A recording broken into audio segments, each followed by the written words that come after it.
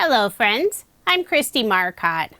It's always exciting to be on Scrapbook.com's channel, and today I'll be using one die set 3 different ways. The die set I'm using is brand new to Scrapbook.com. This is their stitched scallop block frame A2 card die. I love using A2 size card dies, and this new design is a must-have. There are so many different ways you can use it. I'm just showing you 3 ways, but the possibilities are endless. And here's a quick comparison what it looks like on an A2 size card base. So you will see a little bit of the background around the scallop frame. For my first card, I cut out the frame from some black glossy cardstock. I'm only using the frame, but I will keep those cut out rectangles for another project. I love Scrapbook.com's glossy cardstock. It's a nice heavy weight.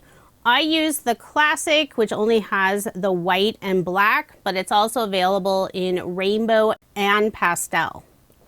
For the background of my card, I'm using the brand new watercolor pattern paper. It's another favorite of mine, beautiful colors, and I love that watercolor look. For images, I'm using some of Scrapbook.com's rub-on transfers. This is their happy birthday pack. Very colorful, lots of sentiment, and several images. I'm only using images from this pack, some of the balloon animals and also the round or more oval balloons. The grid design of the die is perfect for adding several images. So that's what I'll be putting inside all 6 of the small rectangles. There are 3 balloon animals. I'll cut those out. Then I'll select 3 of the oval balloons. Going with a pink, the darker pink, green, and also a teal balloon. And I'm using Scrapbook.com's titanium scissors to cut out all the different rub-on images. I'm making sure to leave that backer piece on. I don't want to accidentally start transferring that image until I'm ready. I haven't adhered the frame down yet. First, I want to transfer the rub-on images. And instead of using the popsicle stick that's included, I'll be using my die cut machine. So for now, I'll hold that frame on top of the watercolor paper, remove the backer from the rub-on, then I'll press it gently in place. It's not going to move as long as I don't pull it up again.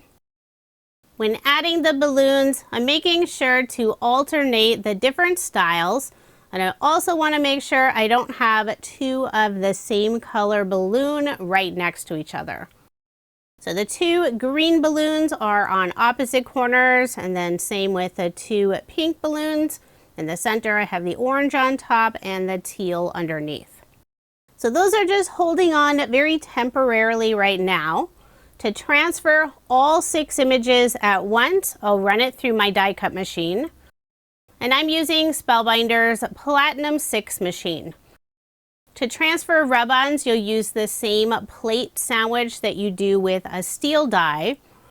I keep one magic mat on hand that's just for rub-ons, so I never cut into it with dies. And of course, it has to be the pink one.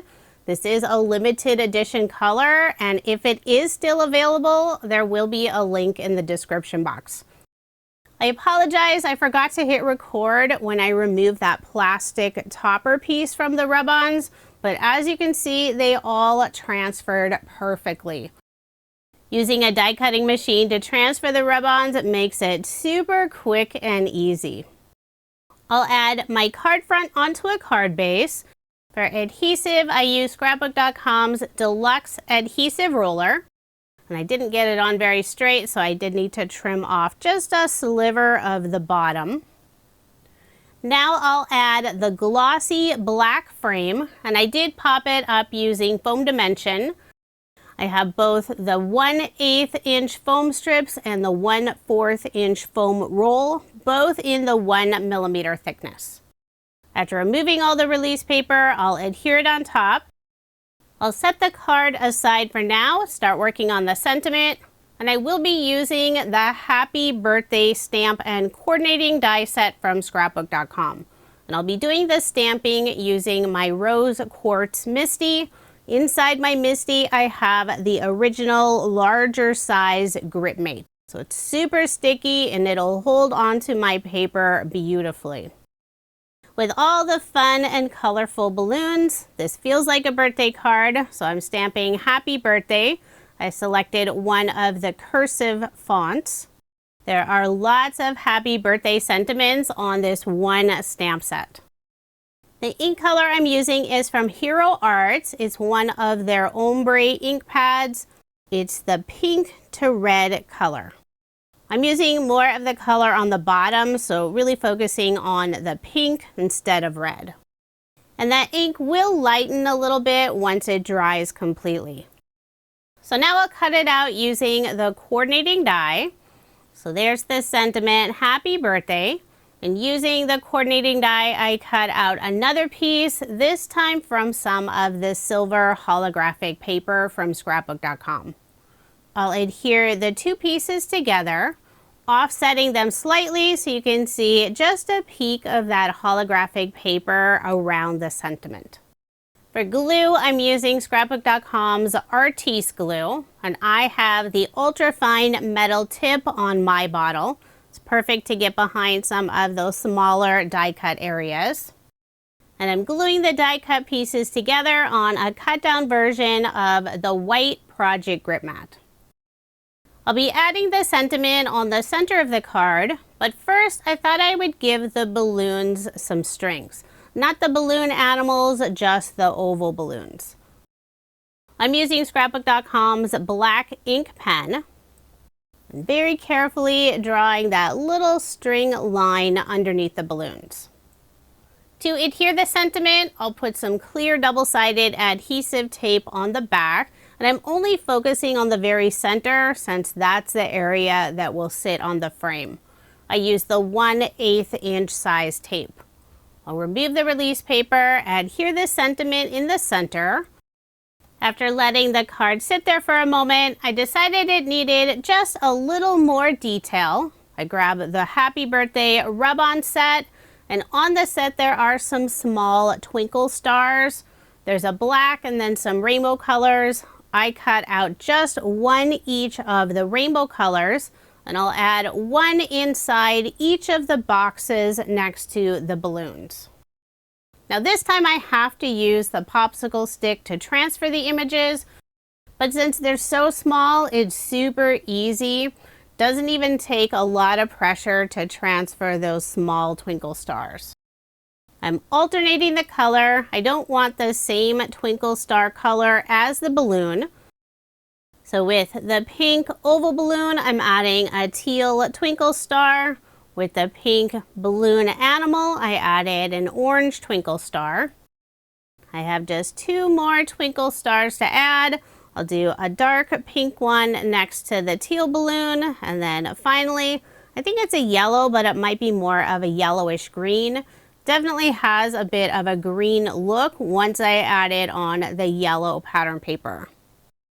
So there is my finished card. This one was super easy to make. And instead of rub-ons, you could put stamp images in those openings, die cut images, so many different options. Now moving on to card design number 2. In addition to using the Stitch Scallop block frame die, I'll be using the Cozy pattern paper collection, the sunflower die, and also the autumn leaves die sets.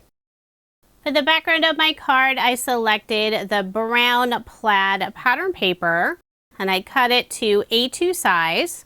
For the frame, I chose the dark brown solid pattern paper. You can see there's a yellow gingham and white on the back side.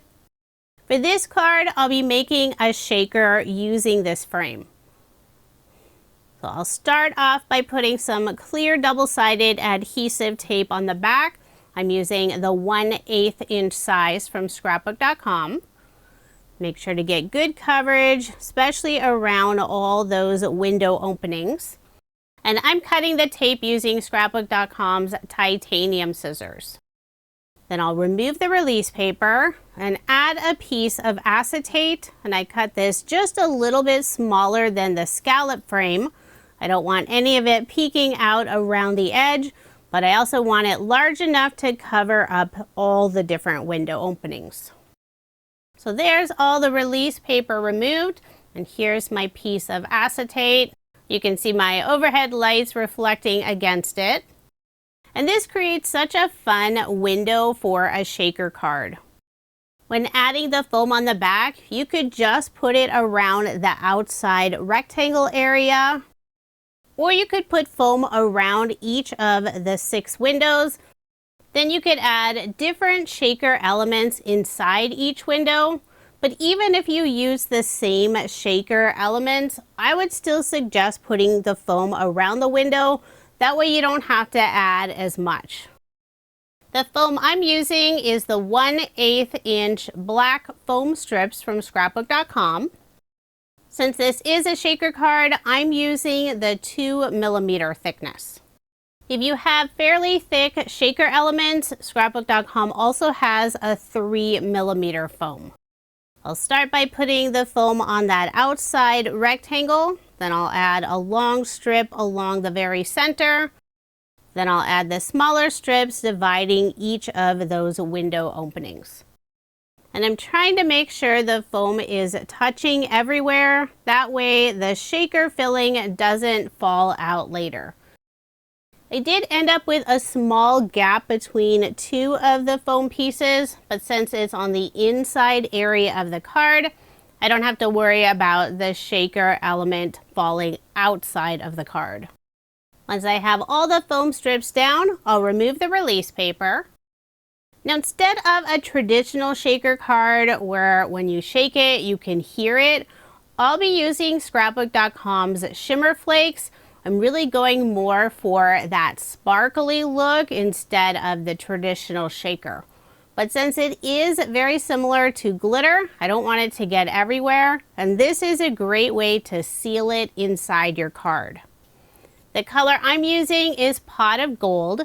Has this gorgeous gold holographic shine.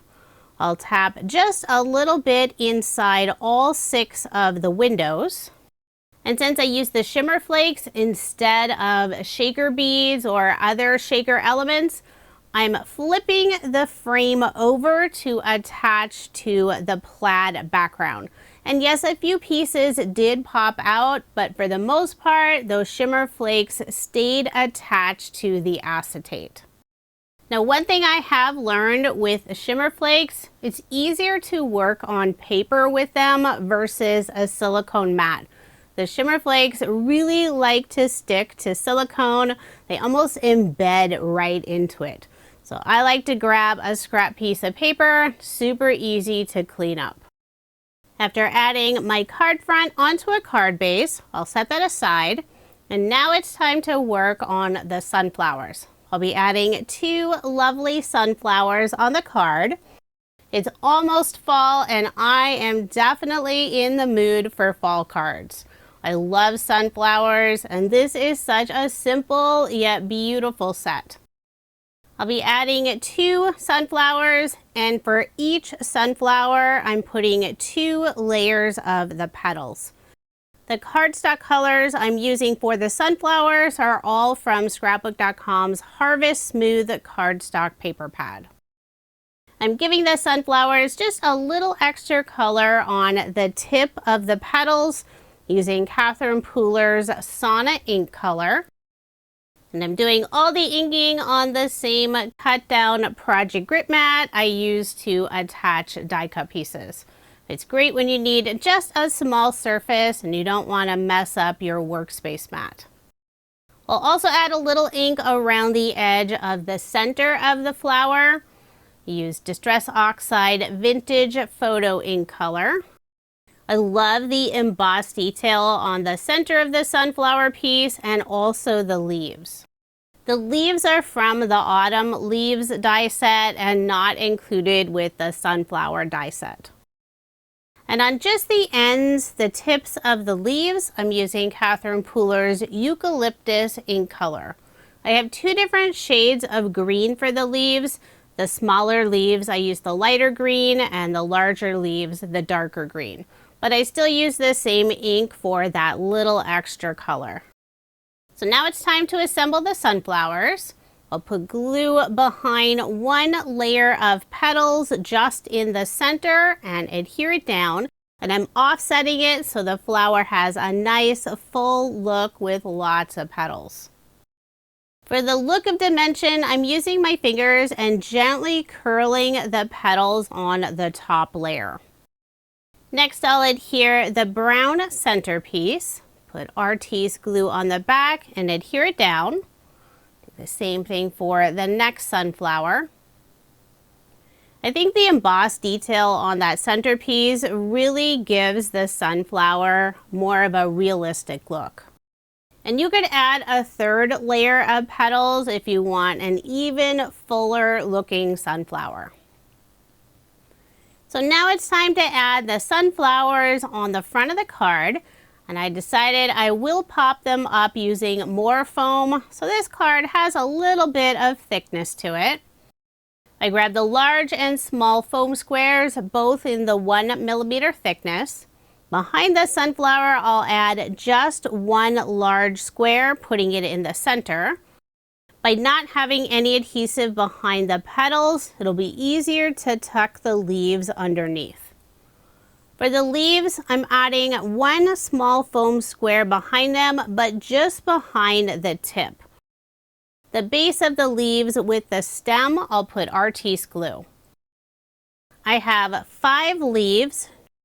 3 will go around the lower sunflower and 2 will go on the left side of the upper sunflower. By having the foam and glue behind the leaves, that foam will attach right away. The glue takes a little more time. I'm trying to give it a little press using the end of a pair of tweezers. The foam is holding it sufficiently in place, but the Artiste glue gives a little more security. I have just one more leaf to add, putting it in the upper left-hand corner. This is one of the smaller light green leaves. So there are the 2 sunflowers surrounded by lovely leaves. For a sentiment, I've already stamped and cut this out. Happy birthday. And this is from the same Happy Birthday stamp set I used for card 1. I used Scrapbook.com's dark chocolate ink color on white cardstock. And instead of having that bright white sentiment, I'll use some of the leftover brown ink on my blending brush, put it around the sentiment, and that'll soften it up. That way it doesn't stand out so much on the card. To adhere the sentiment down, I use more of the clear double-sided adhesive tape. And for a little extra detail, I'm adding 3 small drops of pops of color on each of the sunflowers in the center. This is the Chocolate Kiss color in gloss. I grabbed a scrap piece of cardstock just to make sure I didn't have any air bubbles. After adding the pops of color, I'll gently tap the end of my card against the edge of a stack and sort tray. And that will help flatten the pops of color. I prefer them that way. If you like them to have more dimension, you can leave them as is. Now moving on to card design number 3. If you watched my SBC Fest class, you may recognize some of the products I'll be using for this card. I'll be using the Gingerbread pattern paper, the nested stitched gingerbread people, the dress and bow set, and also the Pinks Smooth cardstock paper pad. I cut out the scallop block frame from the solid red pattern paper. And for this card, I'll be filling in those 6 windows using pattern paper. I selected 3 different designs. And I do want to mention that the openings for the windows are not all exactly the same size. Most of them are similar, but there are a couple windows that are definitely different. I'll be adding the red frame on some gold holographic paper. And this is the same holographic mirror paper I used on a previous card. Since I am adhering the frame on specialty cardstock, I'm using more clear double-sided adhesive tape.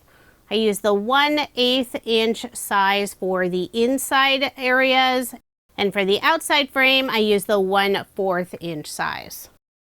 I'll remove the release paper, and of course, I'm ready to add it on the holographic paper, and it slipped out of my hand. The tape is so sticky, but luckily I was able to remove it without ripping any of the paper. Now I'll place it down where I want it. You'll only see the outside border of the holographic paper since I'll be filling in the rectangle pieces with the pattern paper. I'll put adhesive on the back, and I'm adding it on a white cardstock A2 size panel. You could adhere it directly onto the card base, but I wanted to give it a little more stability with that extra cardstock layer. Now before I adhere this piece on a card base, I want to make sure I have the frame the correct direction. As I mentioned, those openings are different sizes and my pattern paper is direction specific. So first I'll find the correct spot for each of those pieces. Once I have one down, since I kept all of the rectangles in order, I simply need to put adhesive on the back and inlay the rest of the die cut pieces. In the very center, I did the tone-on-tone ho ho ho sentiment, and most of that will be covered up. It's really just a filler in the background. But for the top two and bottom two, you'll see a little bit more of that fun design. So once I have all 6 of those windows filled in, I'll put adhesive on the back of my card front and add it on a card base. Now I'll set aside the card and start assembling the gingerbread woman. I'm using the medium size. There are 3 different sizes on the set for both the girl and the boy. And both of the sets are super cute, perfect for your Christmas or holiday cards. The brown paper I used is from the Gingerbread pattern paper. This is a solid brown color that's perfect for the cookies. The darker pink color is from the Pink's Smooth Cardstock paper pad. It's the perfect color to use for the icing and also her bow. For her face, the eyes, and the mouth, I used white cardstock. I'll attach the mouth first. Then add a small drop of Artiste glue for the eyes. And since they are fairly small pieces, I'll pick them up using the wax tip end of the Craft Pro Pick tool. For her bow, I put it slightly at an angle, leaning more right. I think it gives her a super cute look. I have a little bit of time to adjust those eyes before the glue dries completely. I'm also giving her 3 buttons for the dress, and this pink color is from the pattern paper. I'll show you where I cut it out from in just a moment. To attach the buttons, I'll start with the top one. First add the small drop of glue, pick up the button, then I'll add another drop of glue, the second button, and that helps me get those all nice and lined up. For the eyes, you could leave them as is with just those white circles. I thought I would add a small black dot inside the eye, and I'm using the black pen from Scrapbook.com. Here's the scrap piece where I cut out the buttons. In the 6x8 size paper pad of the Gingerbread collection, there's a sheet of cut-aparts. It's the back side of the brown solid I use for the cookie. And there was enough area of the pink where I could easily cut out those 3 small circles. With a white gel pen, I also added a little bit of detail to the 3 buttons. And now I'll pop up the gingerbread woman using some foam. I grabbed the large foam squares in the 1mm thickness. Make sure to get good coverage on the back. I'll remove the release paper and add my gingerbread woman on the center of the card. So you can see she does cover up most of those inside rectangles that has the sentiment ho ho ho, but you can still see a little bit underneath. You just can't read the words. For a sentiment, I cut out Happy Holidays, and this is from the same Gingerbread paper pad. There's one sheet that's filled with lots of different colors of the sentiment. And I chose to add pink, so I trimmed out one of the sentiments and I'll layer it on the same pink cardstock I use for the icing. I'll be adding this sentiment at the bottom of the card underneath my gingerbread woman, and I will pop it up using more foam, the large foam squares in the 1mm thickness. I'll remove the release paper and adhere this sentiment in place, trying to get it centered on the bottom of the card. So there is the finished card. This is another great way to use the die. Fill in all those window openings using scrap pieces of pattern paper. Now here's another look at the 3 cards I made using Scrapbook.com's new stitched scallop block frame A2 card die. This is a great die set and there are so many different ways you can use it. If you are interested in the products I used in this video, there are links in the description box below. For more inspiration, be sure to check out my YouTube channel at Kristie Marcotte. Thank you so much for watching, and I hope you have a wonderful day.